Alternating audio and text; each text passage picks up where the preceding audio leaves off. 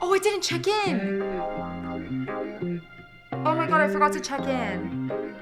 Hi, my name is Soniy Alamdari. I'm a third year at the University of Florida studying criminology and political science on the pre-law track, and I am a volunteer here at Just Income. And today I will be playing the ReEntry simulation. We're just gonna jump right in.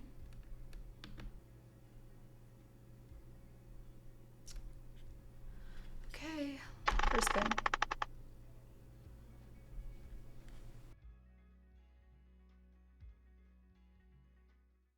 Now that you've been released, you need to get a few things sorted out immediately. Where to stay, how to earn your money. There's a lot, really. Your first choice, though, is fairly simple. Pay for an ID or not? What do you think?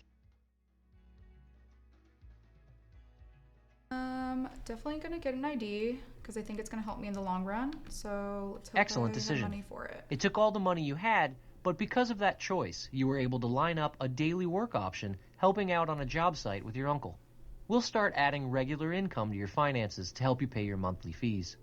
Great. Actually, no Crystal. She works with me and she's great. Awesome. Leaving prison and re-entering society is a challenge unlike any other. Having identification can make it a little easier though. Yeah. Crystal knows all about that.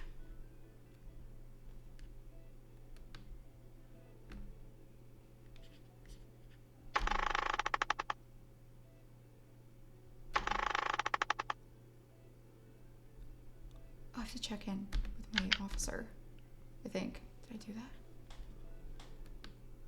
I don't want to be in trouble. Great fortune. Your aunt offered you her old car. Not for free, but she'll let you pay it off over time. It's beat, but it runs and it's cheap. Your transportation costs will double to $10 a month, but you'll have wheels. What do you do? It's been a while since you had a ride. I mean, if we're in Gainesville, the RTS is pretty unreliable, and I don't want to get in trouble with my job or anything, so I'm gonna get the car. You got wheels. You also have an increased transportation cost. You'll need to add on $10 per pay cycle to keep them. But in addition to the cost, your ability to earn has gone up as well. You're no longer restricted to jobs in the immediate area or time-bound to bus schedules. Your pay increases to $45 per cycle. Let's go here. You walk into a neighborhood store. No one is behind the counter.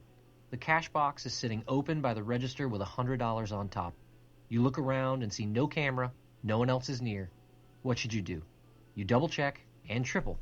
All clear. Tempting, but I'm gonna let it go because I want to stay undercover. Good choice.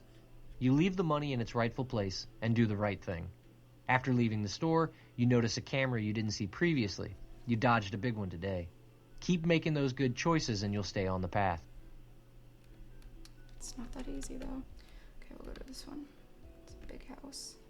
It's been a difficult and stressful task to keep up with the bills and towing the line since you've been out. Your cousin is taking a trip to the casino this weekend and offers you a ride to come blow off some steam. Says your time is due. Roll the dice or no? What do you think? If it's one thing I'm gonna do, I'm gonna play the odds, so to the tables we go. Fun comes at a cost. You go with your cousin, who proceeds to run wild. Luckily, you separated from him, your ride, sometime during the night. He lost all his money, got into an altercation involving alcohol, and now has some real troubles ahead. He's on probation too. You lost half your money for this pay period between the gambling and the cab fare home. Great. The odds were not in my favor.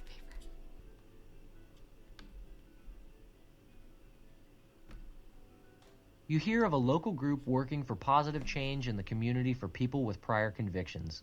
They need money, of course, but also voices. You've got no money to spare and limited time to share, but it could be an interesting opportunity. What should you do? Volunteer your time and story, or pass? Might not have money, but I feel like your story is always valid and it could always help somebody else, so always down for some good activism. Power in numbers. It may not feel like it, but your voice and experience matters. This advocacy group was able to help get a fair chance hiring ordinance passed in your city. opening up better jobs for people with records.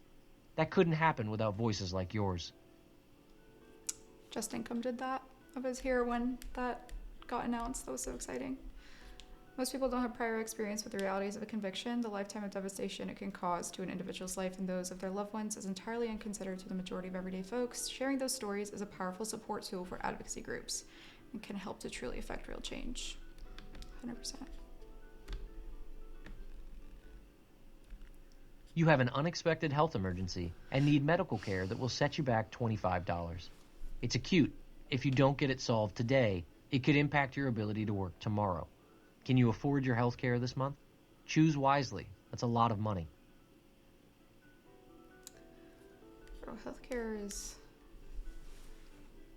Oh, God.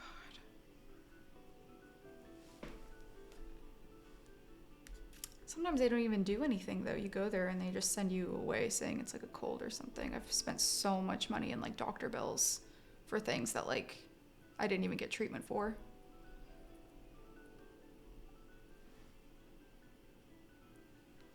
Ugh, we're gonna skip it. Sorry to myself. Health equals wealth. Unfortunately, your health condition deteriorates over the next few days, forcing you out of work for an extended period. You lose your entire income for this pay period. If you don't have enough set aside for fees, you may be violated. Damn. Well, yeah, incarceration has profound effects on the mental and physical well-being of individuals both during their term and reentry. According to one study, each year in prison takes 2 years off of the individual's life expectancy. Jesus. Add in the inability to pay for basic medical service, and these issues are often deepened in unimaginable ways. My health condition's already bad, and I wasn't in prison. I can't imagine, like, being incarcerated and having to go through that. Nothing to do? Just wait. That's how this goes. Oh.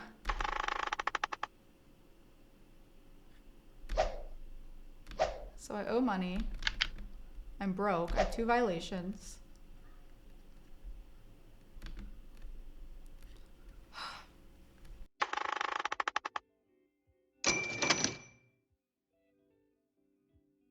Game over.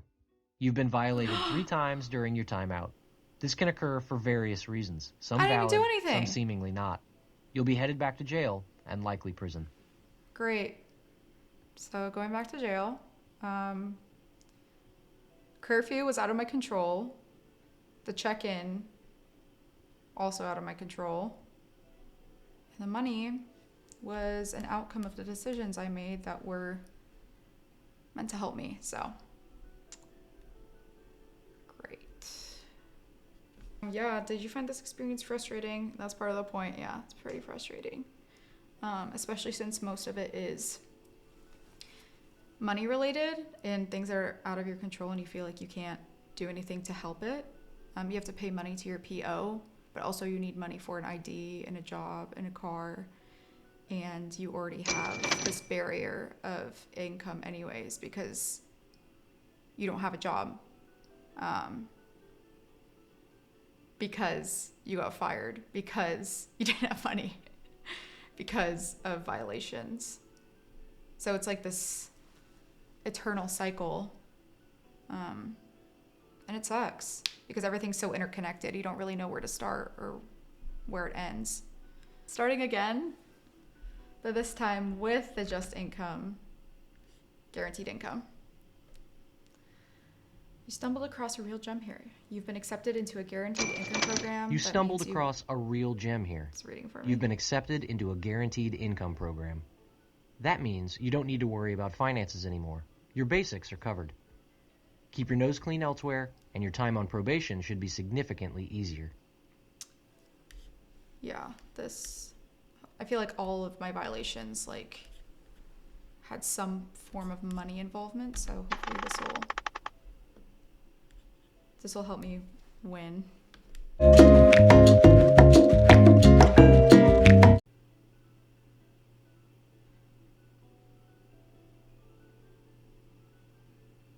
Like, I'm imagining this as someone who's, like, actually on probation, though. This is, like, what, 5 minutes? 2 minutes?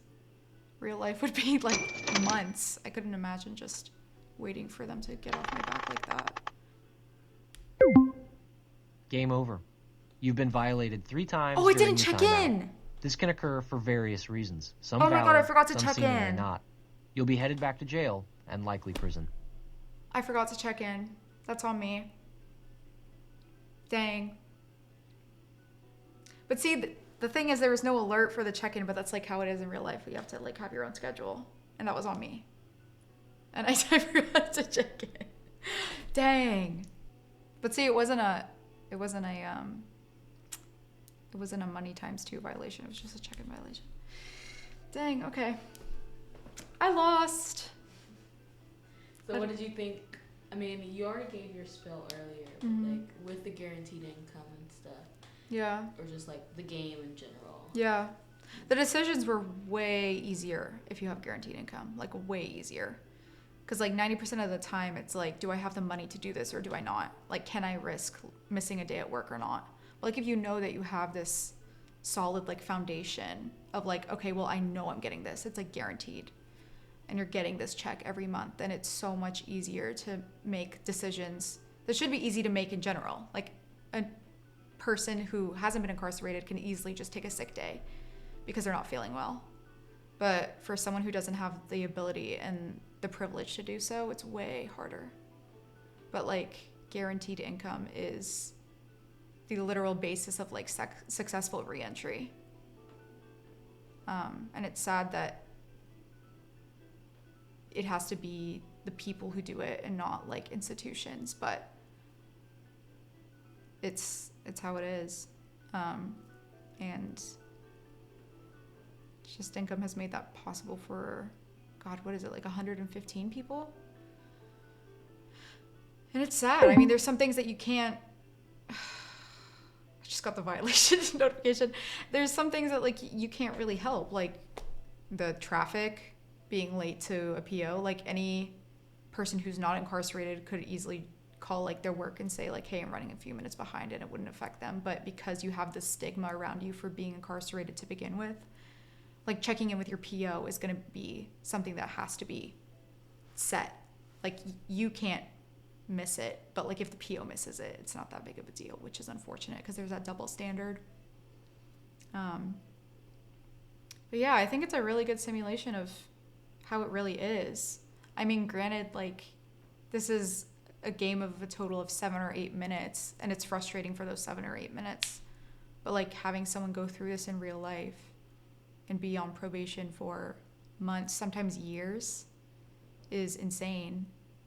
Because I couldn't imagine constantly like worrying about finances like 24/7 and not have the resources to do so.